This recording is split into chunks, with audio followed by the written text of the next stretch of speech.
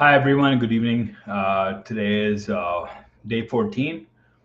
Um, we're going into advanced functions, and we're basically going to look at the Python inbuilt uh, map, filter, and reduce functions, and list comprehension.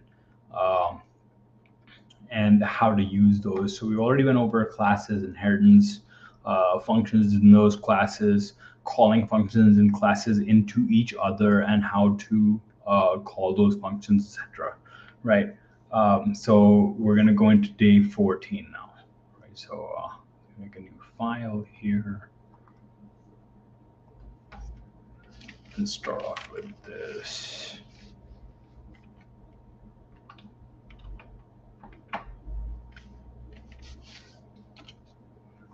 Okay. So we're going to start with the map, right? So we're going to start with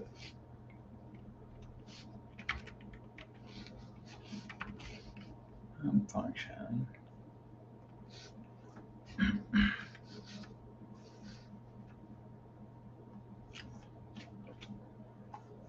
Like that.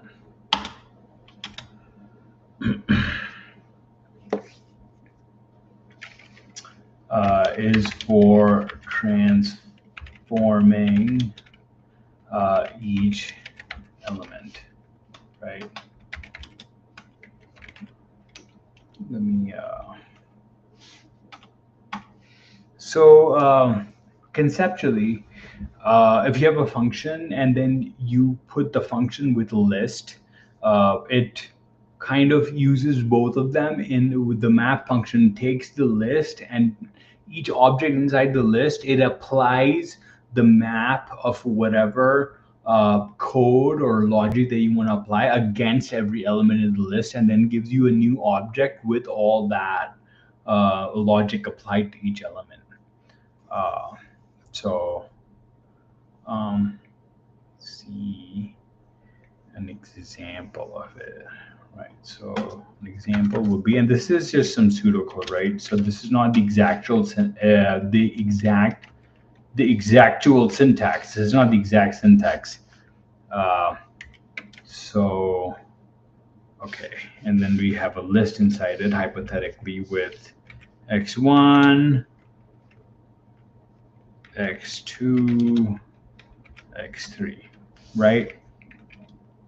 And what that would yield to us is something like fx1, fx2, fx3, basically, right? So you would get a list object, right? And then you would get f like that, and then you would get x1, go outside, and you get a comma, and something like this, right? So let me copy this.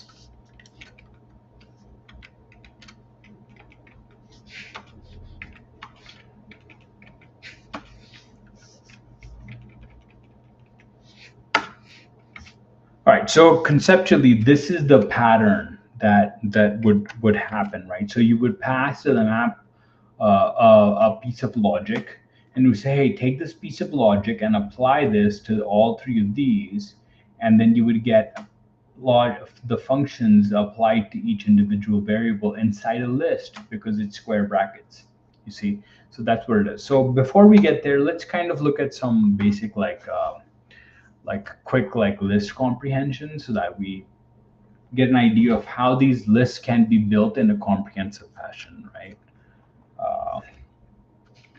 So let's get a numbers list.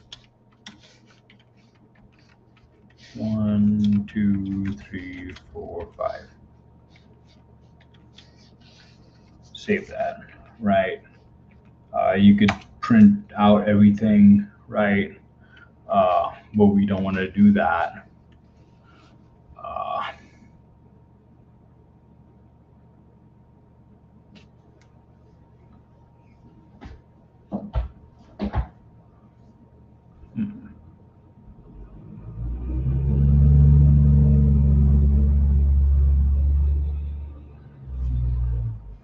I want to see. we could do squared, right? So let's do the square function, right? So we know that if you write something like, well, we don't want to write def, right? So we want to just do squared as a list. We want this list to come out of the squared, right? So what we do is x square x for x in numbers, right? Print squared. You run it really quick, and you should get that output right there of every object. Like 1 is squared, 2 is squared, 3 is squared, 4 is squared, and 5 is squared, because we've said, hey, apply this logic to every object in here. A way to write this function right would be like def squared, right? And then it takes in what? A list called numbers, right? And then you say for x in numbers,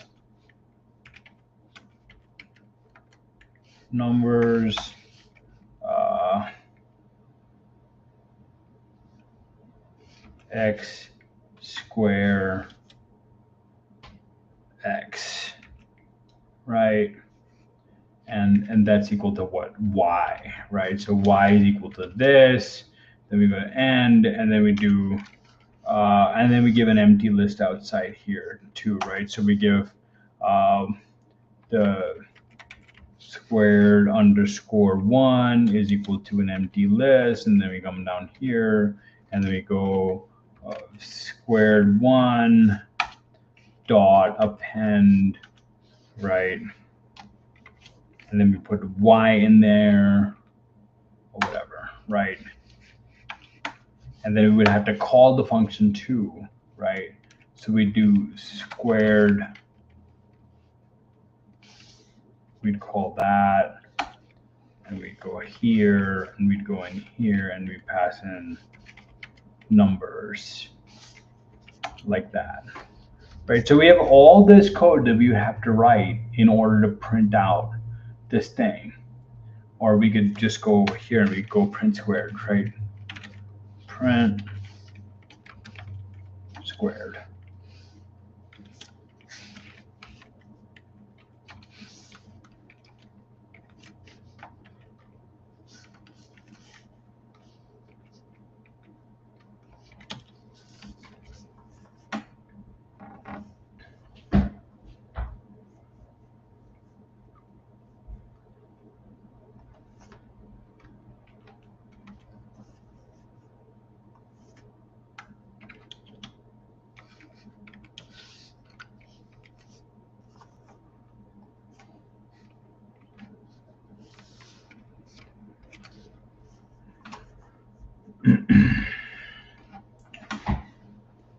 All right, so you see all of that logic would have to happen in order to just print this thing right here. So in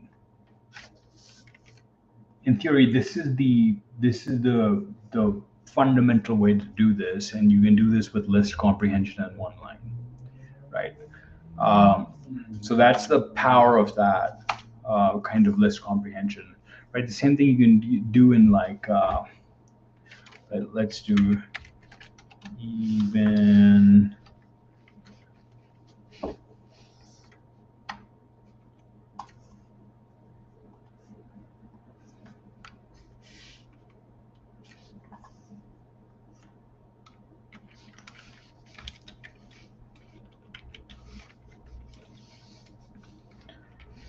so we could do something like this, right? X. So the output has to be just X, right? For X in numbers. So we're iterating through this, right? So it's doing this iteration, Now it was x star x, you remember that? So we're about to do this kind of comprehension in there. And we can do it inside a kind of an if statement, right? So if x mod 2 is even, right? So if it's equal to 0, then give us the value of x, right? So then this is what the value is going to be. So print even.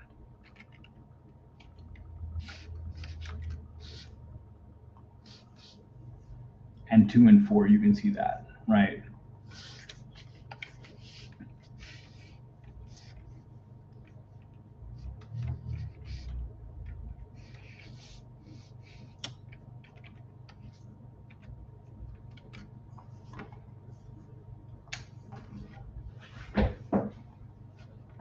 So you see that that's printed out. Same thing. So we did squared, we did even, we did a modulus. If you take this, right? I wonder if this will work. It does. Okay, so we go odd.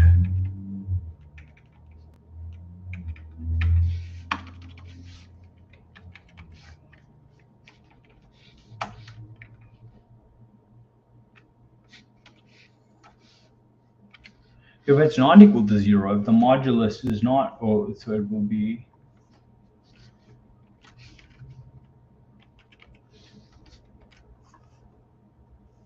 that'll print out 24135. So it's iterating through everything and it's checking the modulus and saying, hey, if it's not, then you do this, right? And then finally, we can do a matrix. Do something like this. We can give it like that, right?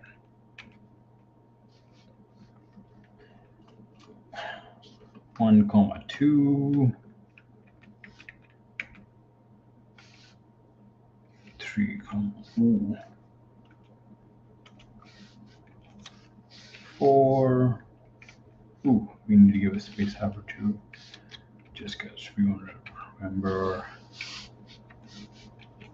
our professor from college from 20 years ago, Mr. Ed Hagen. We want to try and follow our English punctuation, why not, right?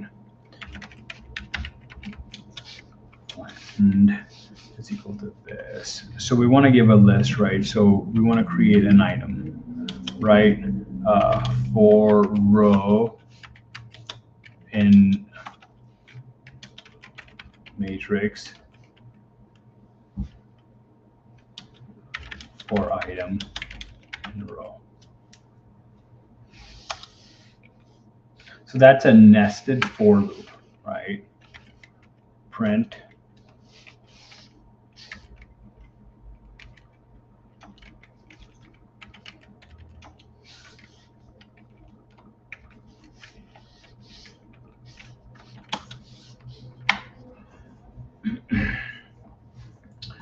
so you get flattened if it's just one list instead of a matrix of lists or a list of lists.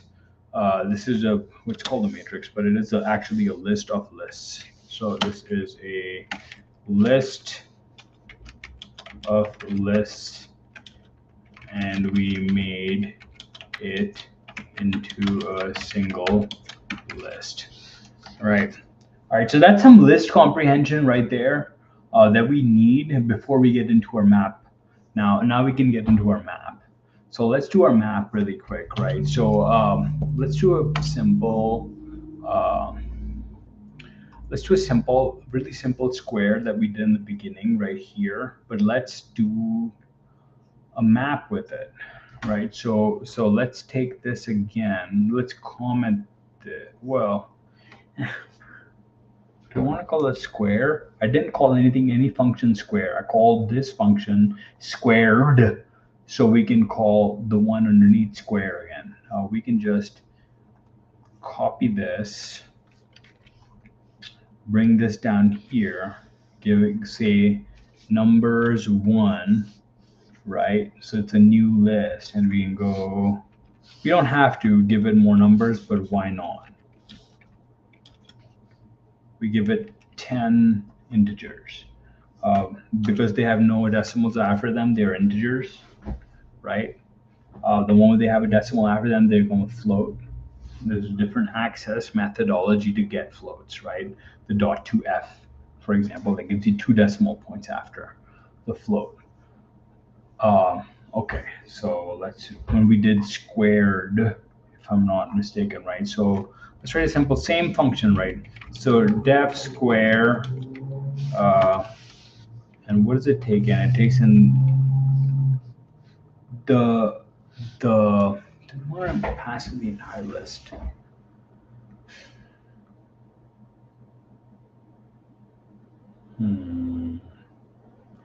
We do, but we wanted to square all the numbers.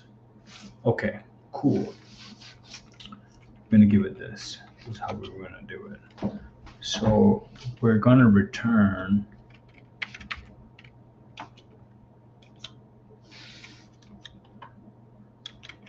something like this, right? So we're gonna do that, right? And then we call it object1, right? Is what is a list. We want to return a list, and we want to print it, right? So print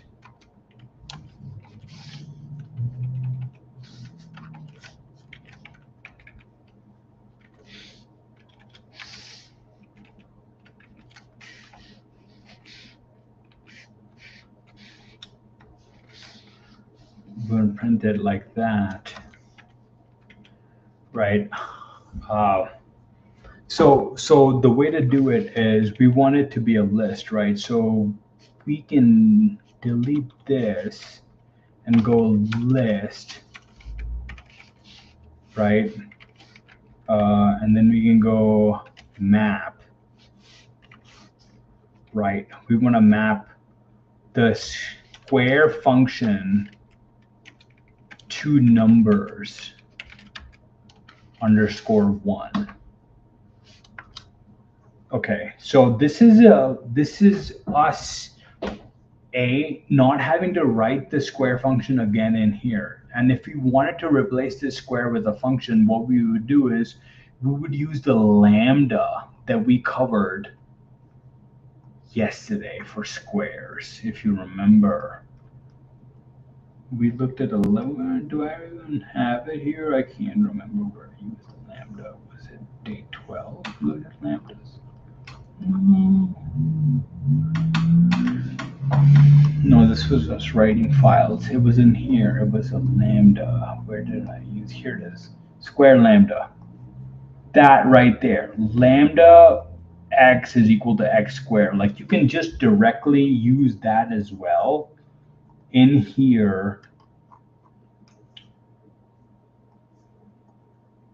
Here, you know. So you can go something like instead of square, lambda x colon x square x, like that,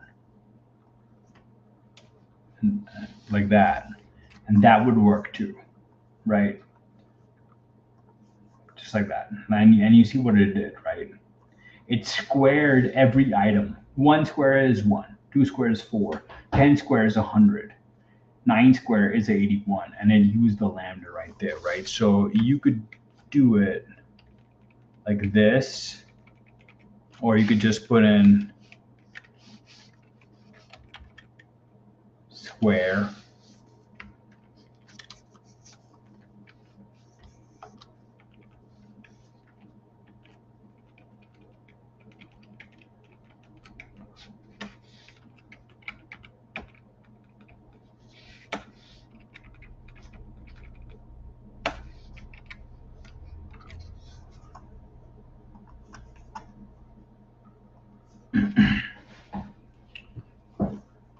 all right, so that's a lambda function inside a map function inside a list call, and it is getting typecasted as a list object.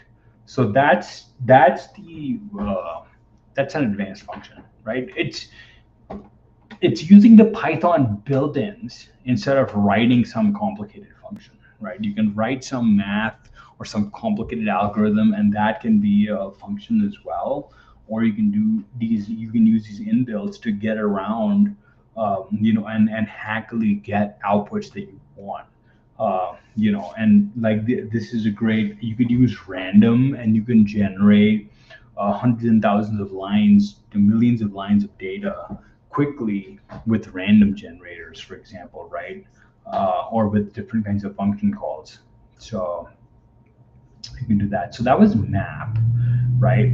So now let's look at filter. Let's do filter. So let's go up here and let's look at filter, right? So filter is for selecting elements based on a condition. So and we kind of looked at that, right? Like we saw it with our if and else conditions, right?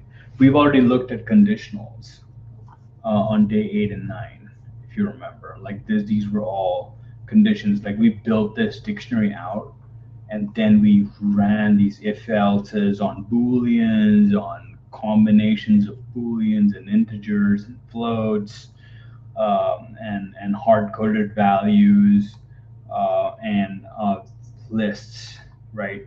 So we ran, we set up these lists, and then we ran if and else statements on them, depending on conditions, and we gave these conditions that we had covered earlier, right? So we covered these conditions, like what a float is, what a double division is, like with no remainder, single remainder, double remainder, all that kind of like true and false statements, like greater than, less than, equal to, all that stuff. All right. So anyways, let's not get too sidetracked. We're going to get into filters now a little bit. Right. So how does filter work? So if you remember, this is even that we did over here, whereas even this one right here, this is a if statement and a conditional, right? So this is the basis of our filter the reason why we went over this first is because this is the core of the filter function that we can build, right? So we can come down here and kind of think of this as I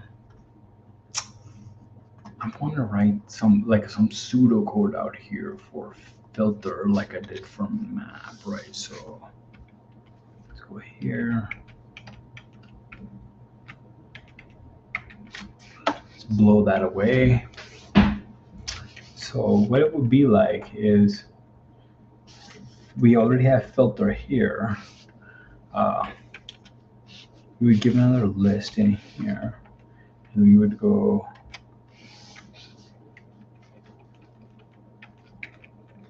copy that.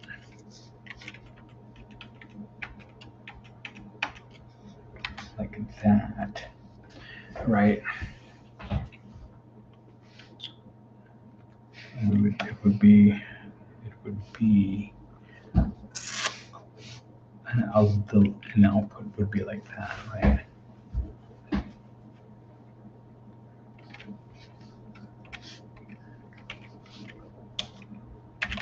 For which xi is equal to true.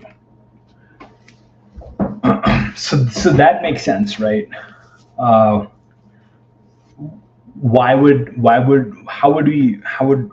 does that really mean, right? So when you run filter like map, in map, it took in the function and then it did an operation on it, and it mapped each one of these and it generated more data. It multiplied it because we said, hey, square each piece to this. So we're mapping stuff, right? So if we want to filter stuff out of this, if we do is even, you only get 2, 4, 6, 8, 10. You only get 5. So you're filtering the data numbers 1 to get the evens out, right? And the evens would just be object 3. Right. So, but before we get here, let's write that def function, right? Even. So even func that takes in a value of x like that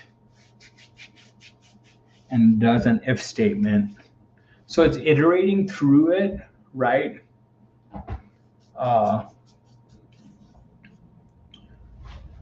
Then it doesn't have to return x mod 2 is equal to 0, like that. Should be no space here.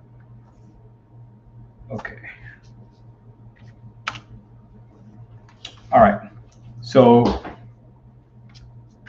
that's our even function, right?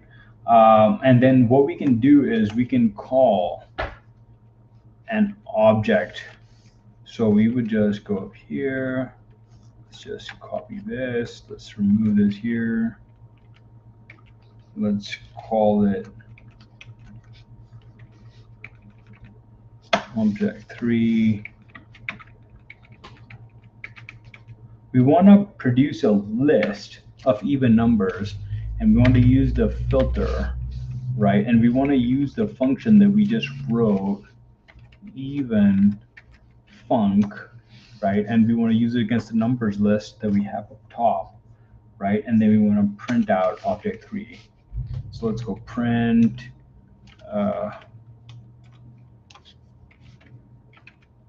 object 3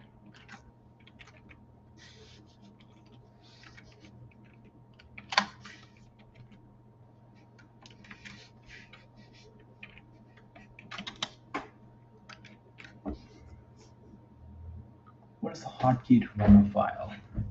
All right, so, and you can see that it ran the odd, so the even, right? So the same thing we would do for odd, and it would run that as well for us, right?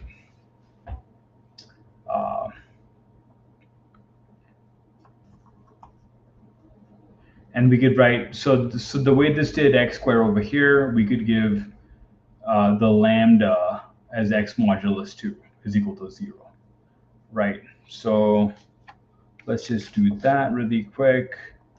And let's go here really quick. And I mean, I don't want to do this for all of them, but we're kind of having some fun over here on the fly with this. So let's keep that going. Let's remove this. This was not in my plan, but what the hell, man? We gotta do it. We gotta do it, right? We want to call it 4. That's why it's whining. It's like, well, we don't have an object 4, man. What are you doing? Right? Run Python file. What is the hotkey for VS Code, Google, to run a Python file? Google. What is the hotkey to run a Python file in VS Code? Shift enter. Shift enter. Shift enter. It's not working, man. Shift enter. work. Select one or more lines and no hotkey. What is the keyboard shortcut in VS Code? Command KS to open keyboard shortcut. Python run file and terminal selected. Well, this is not good. Run file and terminal. Well, next time I come over here, I'm gonna have that shortcut. I'm gonna be ready to tango. Okay. Okay, so that's why can't I find this? I'm gonna look a little bit more. Like this is kind of Stack Overflow should have it. Control K, Control S brings the keyboard shortcut menu. Alt R is a good choice. Python run set file and terminal. Alt R. Okay. Alt. No. Control R.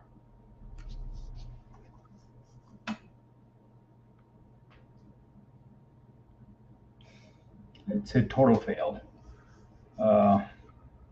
Okay.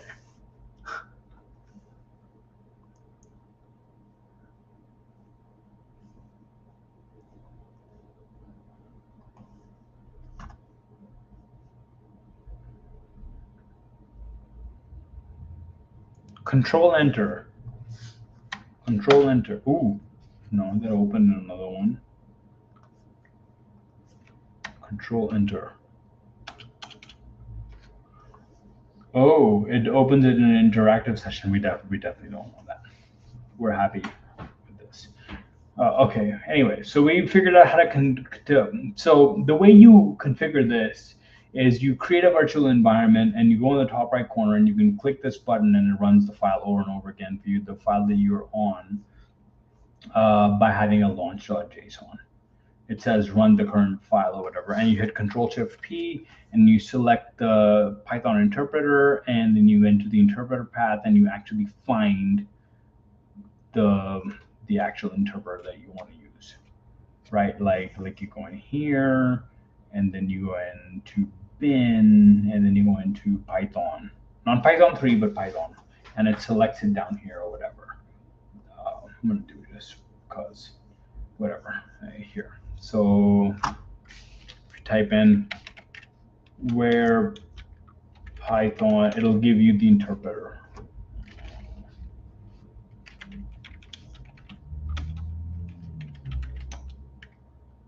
There you go. So workspace is basics bin Python, and that's what I've ended up picking up top anyways. So that's how you configure it. So so that was us doing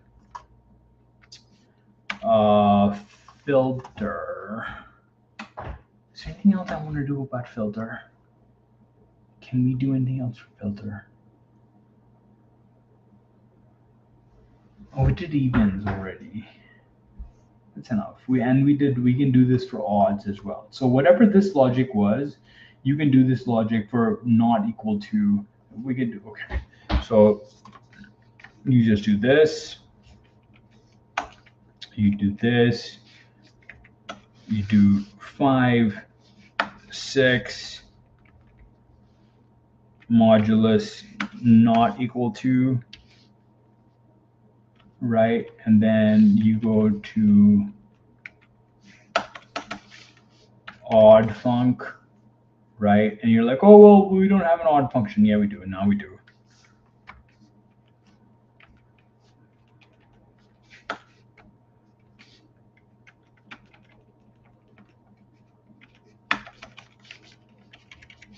Type this in, save that right there, and go over here, do odd, odd, odd.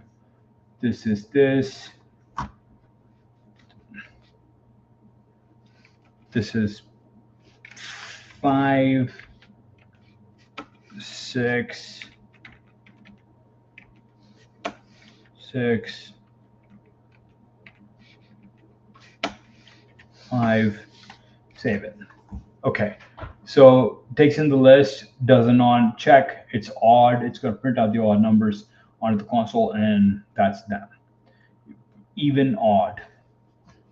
right? And you're using the lambda function as the instead of the actual function. So you can use these functions, or you can use the lambdas in their stead, and you can pass it to the filter, and you see that's what filter does, right?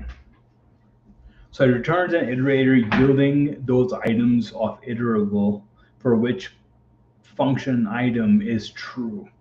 So that's what this statement does, right? Like it takes in this and says, hey, only the numbers that are actually odd, that's true, out of numbers 1, make those as X, right?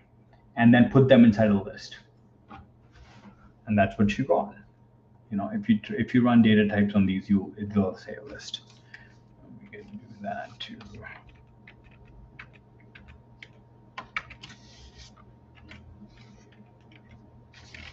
You could do type. This is just an example right in here. Object 5 type.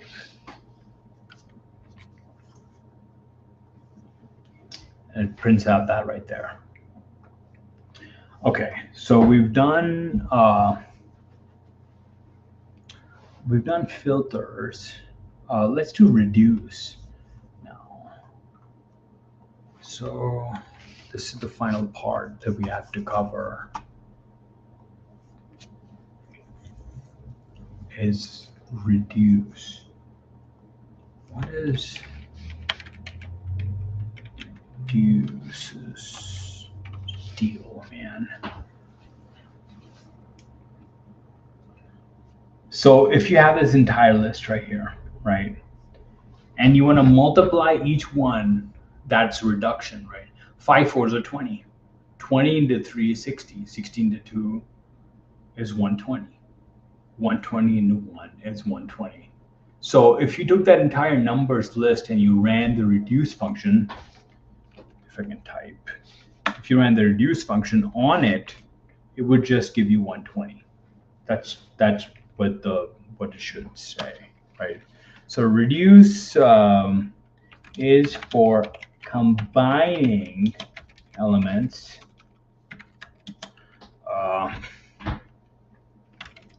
into a single result. Whoop-de-doo. Reduce like that, right? So we would take something like this, paste it in there, and our output would be a list, and it would just be new xi or something like that. That makes sense, right?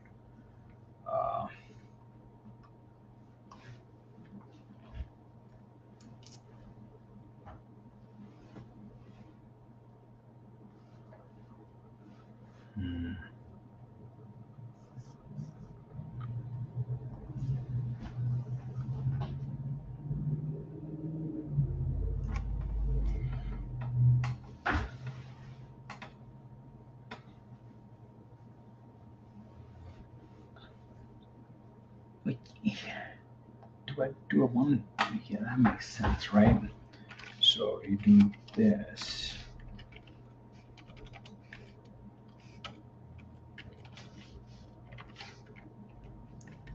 You would go x1, comma x2, right?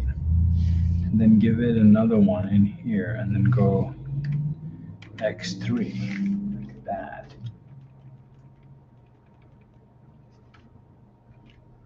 Right?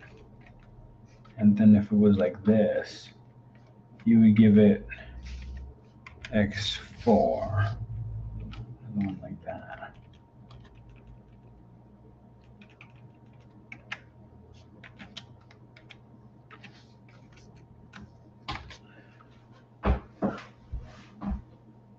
So that's the multiplication, right?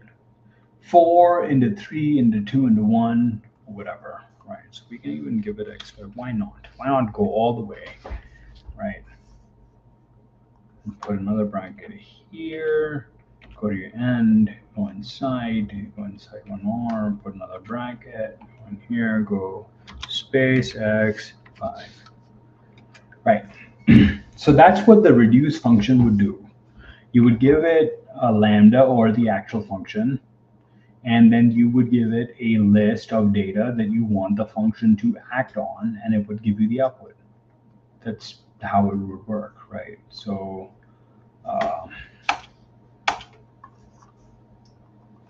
let's go with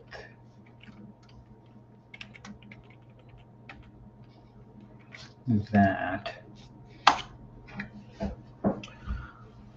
Oh my God. Okay. So first off, this doesn't. So the reduce, to do this reduce, you have to import a Python binary.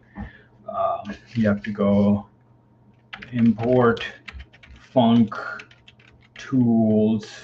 See, there it is. Import functools.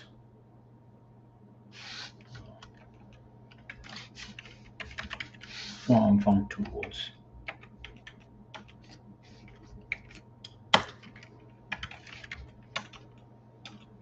Import reduce. Let's see what it says. There you go. Apply the function of two arguments cumulatively, right, to the items of a sequence or iterable, which it is, from left to right, so as to reduce the iterable into a single value. That's what that was, right? The multiplication to 120 from 5, 4, 3, 2, 1, or whatever. That's what this is basically saying, that, hey, you need to, with 1 plus 2 plus 3 plus 4, right? So that's where I guess it should have plus signs inside it too. It multiplies what you add these as 2. So 2 plus 1 is 3 multiplied by the function. And the function in our case was just multiplication, right? That's what it was. That's what it was. So multiply, right? So we write a function called multiply. So we did sum, even, and odd functions. Let's do multiply really quick. So what would multiply take? It would take an x and a y value because you would be multiplying two things, right? Then it would want to return the x, y, the output, the multiplication, just like the square, right? Just like squared, right there. If you created a multiplied, it would just say multiplied blah blah blah or whatever, the object, right? And in a list, right, for x in multiply or in numbers or whatever, right? You would be able to do that.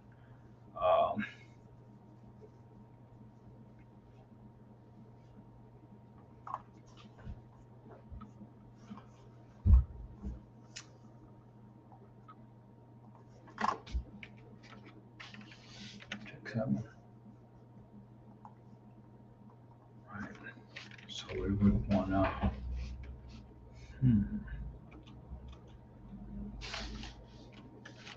do reduce, right?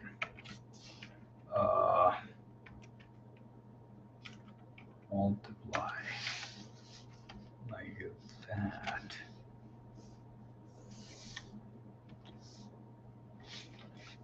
And then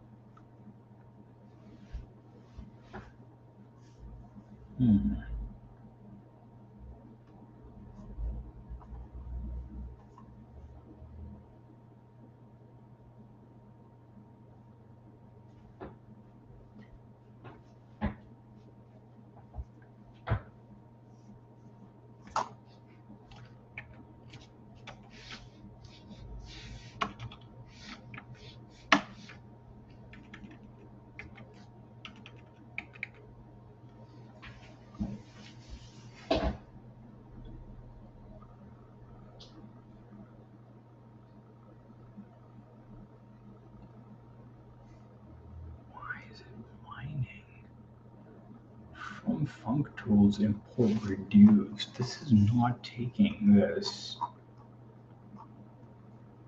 Oh, that's why. That's why it's whining. It doesn't know what to do. So okay, so if you type in this properly, that should do it. Wondering why it's not reducing it. Okay, so it takes in the function, and what you could do is you could do that, and you would go lambda x y. I want to say it's x plus y, but I don't want to mess with it right now. I want to see the output first. So let's just print reduce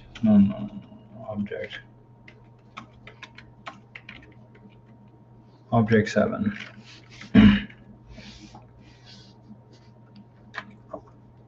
So this is a multiplication across the board, right? So it's 120. That's what it did. Just how I suspected. So this should work like this as well, right? So you go here, you go here, you go here, you go here, you go in here, and go 8.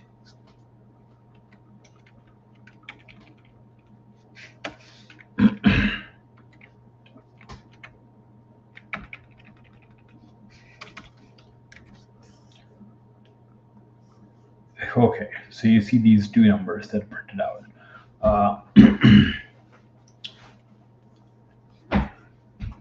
That's the product.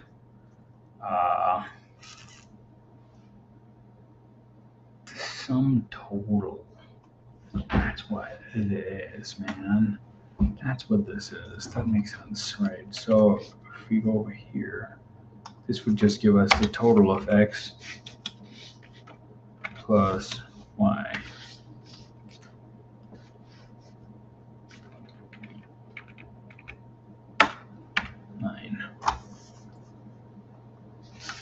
Control C, print.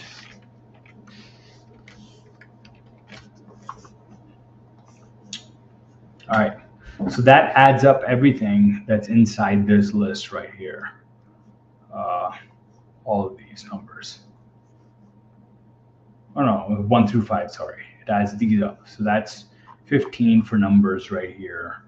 And if you want to do the longer list or whatever, it'd be numbers underscore 1 or whatever. So that would be object 10.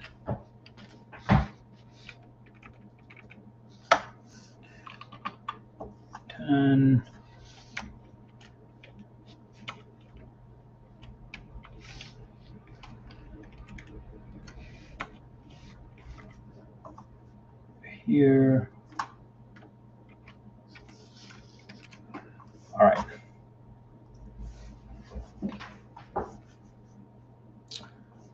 Cool. So that's our day 14 coverage. So we went over the map, reduce, and filter functions and their behaviors and how they're function tools. So they take functions inside them and then perform operations of them to give us our data types. So that covers everything. And we also figured out how to put lambdas inside them instead of this function section of these 3 built-ins. Thank you so much. I appreciate your time, and I will see you tomorrow on day 15. Thanks.